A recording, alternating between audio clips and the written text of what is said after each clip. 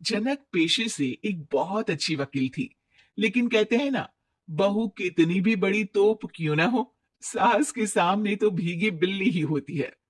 अरे जनक, क्या बात है? आज रोटी नहीं मिली अभी तक। ये तेरा कोर्ट नहीं है जो आज फैसला ना हुआ तो कल की तारीख मिल जाए। रोटी तो रोज वक्त में चाहिए। हाँ। माँ जी, रोटी तो कब की बन गई। मैंने आपको कहा तो खाना खाने के लिए, आपने शायद सुना नहीं होगा। ओहो हो, जज नहीं हूं मैं तेरे कोर्ट की, सास हूं सास। कोई दलील फालतू की मत देना यहां। बहुत जानती हूं मैं इन वकीलों को। अपनी बात ऊपर रखने के लिए झूठ बोलने में जरा भी नहीं सोचते। तभी वहां जनक के ससुर आ जाते हैं। अरे भाग्यवान, क्यों बेचारी के काम को कोसती रहती है हमेशा। मैं भी तो था वहां जब ये आई थी तुझे रोटी खाने को बुलाने के लिए। सास को तो अब गुस्सा आ जाता है कि कैसे किसी ने बहू की साइड ले ली।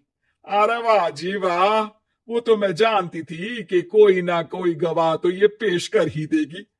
पर मैं तो अब सीधा खाना खाकर सोने जाऊंगी। मुझे आदत नहीं है किसी से बहसा बहसी करने की। पता नहीं कैसे ये वकील इतना दिमाग लगाकर खुद तो झूठ बोलते ही है, साथ में झूठे गवाह भी ले आते हैं।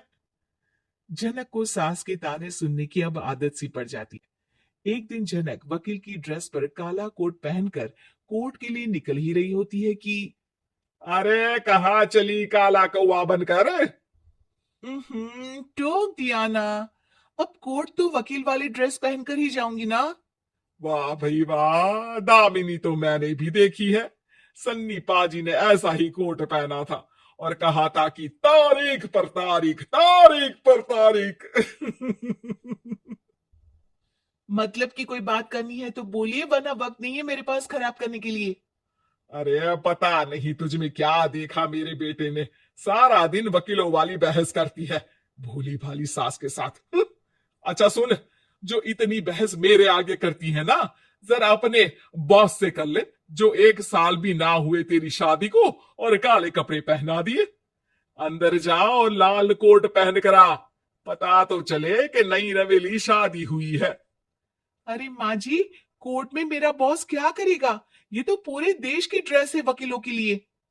लेकिन सास तो ठहरी सास। अच्छा, तो कोई जरूरत नहीं है 2-4 साल कोर्ट जाने की। शादी थोड़ी पुरानी हो जाए तब इजाजत दे दूंगी मैं तुझे काले कपड़े पहनने की। अब क्या था, मन मारकर जनक को लाल रंग का कोट पहनकर कोर्ट जाना पड़ता है। उसके जाने के बाद आहा, बड़ी आई पूरे देश की ड्रेस की बात करने वाली। अरे पहना दिया ना लाल कोट। अब सास आए दिन या तो जनक को उसके काम का ताना देती, या फिर उसका काम देने की धमकी। तंग आकर एक दिन जनक पति से कहती है, मैं सोच रही हूँ कि कोर्ट जाना बंद ही कर दूं। अरे क्यों यार, इतना अच्छा करियर है, क्यों छोड़ने की सोच रही हो? अरे लाल रंग का कोट पहनकर जाना पड़ता है।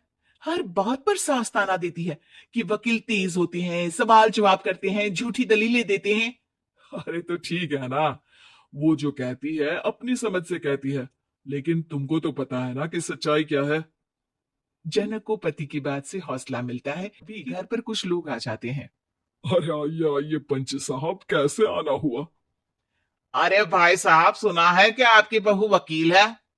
तभी वहां सास आ जाती है। हाँ है तो, लेकिन क्या हुआ? फिर कहीं बहस कराई क्या? अरे हम तो खुद दुखी है उसके व्यवहार से।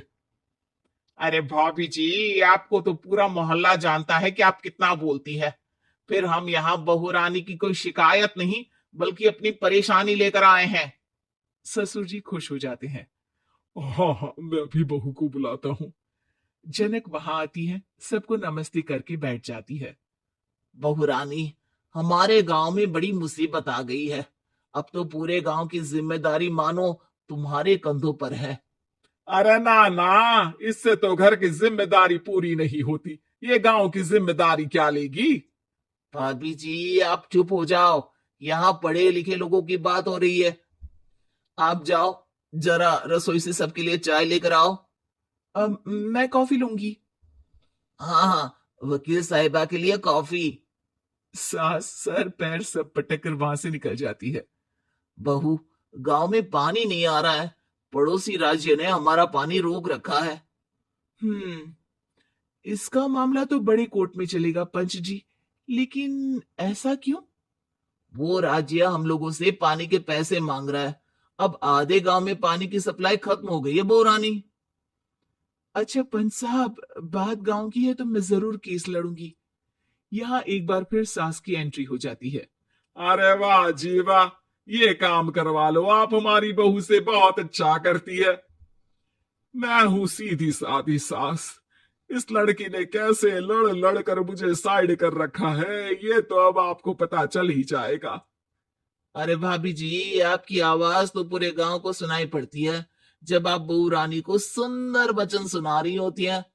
अरे वकील बहू मिली है, फक्र करो फक्र। हाँ जी हाँ, सारी फकर तो हम लोग ही करें। खैर, अब जो केस लड़ेगी और पानी गांव में आ जाता है तो पंच साहब लिख कर देना होगा कि हैंड पाइप में सबसे पहले मेरी बाल्टी और घड़ा भरेगा।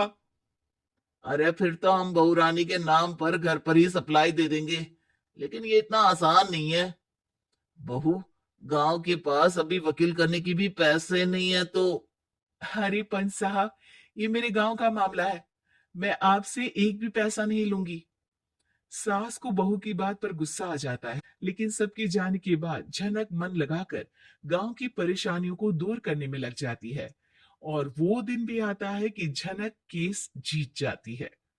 अरे आज तो प्लम्बर आकर घर तक पाइप लगा गया है। खुश हो जाओ, मेरे कारण तुम लोगों को घर के अंदर ही पानी मिल जाएगा।